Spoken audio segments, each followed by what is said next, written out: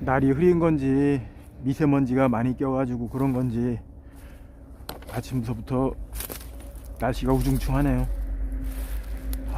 이 바닥에 깔려 있는 거 이거 정리하려면은 시간도 오래 걸리고 일거리는 자꾸 불어나고 할 일은 많고 일거리를 만들어서 하죠. 제가 이 자두나무 이렇게 고목을 수영 갱신을 하고 있거든요. 근데 수세를 안정시키는 방법에는 여러 가지 방법이 있어요. 첫 번째는 유인이 있겠죠. 유인을 하면은, 유인은 나무의 전체적인 나무의 수세를 안정시키는 게 아니라 한 가지, 한 측지, 한 주지, 이런 식으로 나무의 전체적인 수영의 수세를 안정시키는 게 아니라 부분적인 거, 그런 거 수세 안정을 시킬 때는 유인을 해가지고 수세 안정을 시키죠. 그죠? 그리고 또 뭐가 있을까요? 무시비. 나무가 버리장머리가 없어. 막 혼자 미쳐가지고 날뛰어. 그러면은 비료도 안 주고 거름도 안 하고, 그래가지고 수세가 안정될 때까지 이제 안 주는 거예요. 이제 무시비. 또 뭐가 있을까요? 또 무전정. 여러분 무전정이라 하면은 야 겨울에 전정 안 하고 어떻게 농사를 지 이렇게 하잖아요. 그러면은 무전정을 하게 되면은 일단은 먹여 살려야 되는 식구가 많기 때문에 양분 소모가 심하잖아요.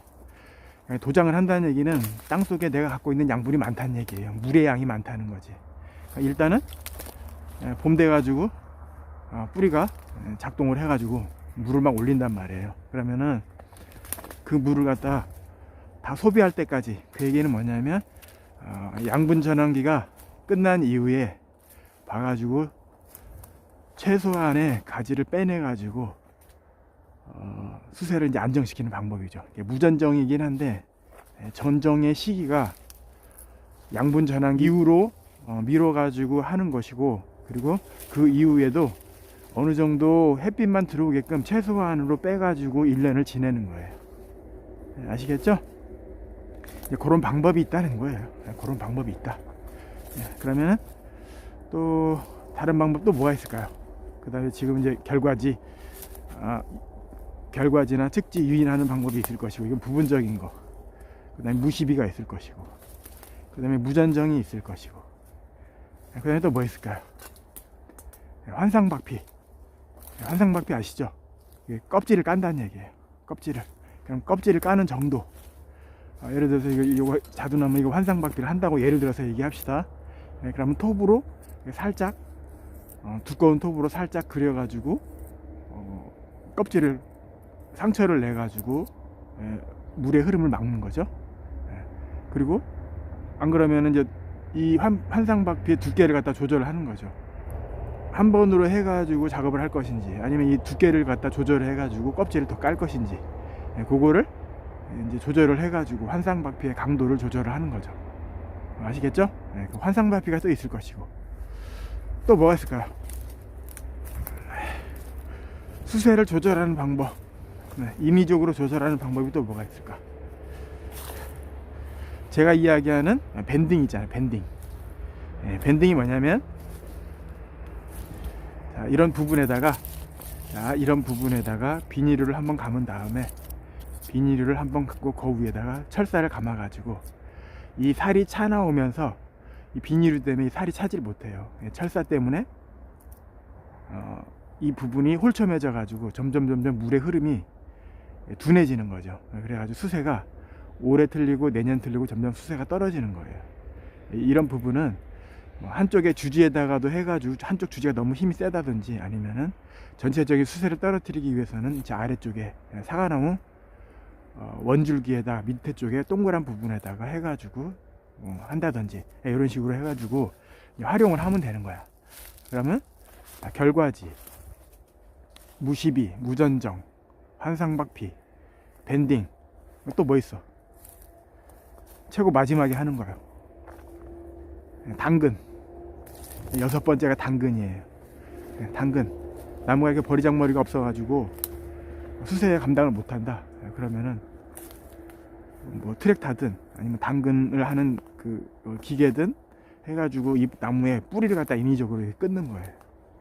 그런 거는 사실 뭐 삽하고 꽹이 갖고 한다 하는 거는 한두 나무도 아니고, 뭐 한두 나무야 그런 거 하겠지만은 나무가 많으면은 그렇게 못 하잖아요. 트랙타를 이용을 해가지고 한다든지 뭐 다른 장비를 이용을 해가지고 당근을 해가지고 나무의 버리장머리를 고치겠죠.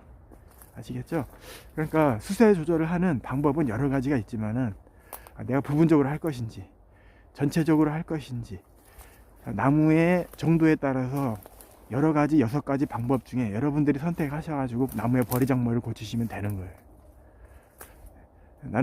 나는 올해 당장 효과를 보겠다. 그럼 뿌리를 끊어야 되겠죠. 그렇죠? 그러면은 자두나무 이런 나무, 예를 들어서 뭐 사과나무든 복숭아나무든 너무 도장이 많고 너무 농사가 힘들고 하겠다. 그러면 올해서부터 수세 안정을 시키고 싶어요. 그럼 어떻게 해야 돼? 어떻게 버리작물을 고치겠어요? 뿌리를 끊어야 되겠죠. 네, 아시겠죠? 그러니까 방법은 여러 가지 중에 그 연장에 6가지 연장이 있는데 그 6가지 연장을 여러분들이 나무를 보고 잘 활용하셔가지고 하시면 되는 거예요. 아시겠죠? 이게 참 애매한 얘기인데, 그래서 제가 이야기하는 것 중에 수세는 와서 보고 느끼고 잘라봐야 아는 것이지, 영상으로는 하기 힘든 게 수세라 했잖아요. 그거 마찬가지예요. 뭐든 상황에 따라서 해봐야 아는 거지, 안 해보고는 그거를 배우기가 좀 힘들다는 거죠. 아시겠죠? 아휴, 큰일 났어요. 이거 언제 다 할란가 모르겠네.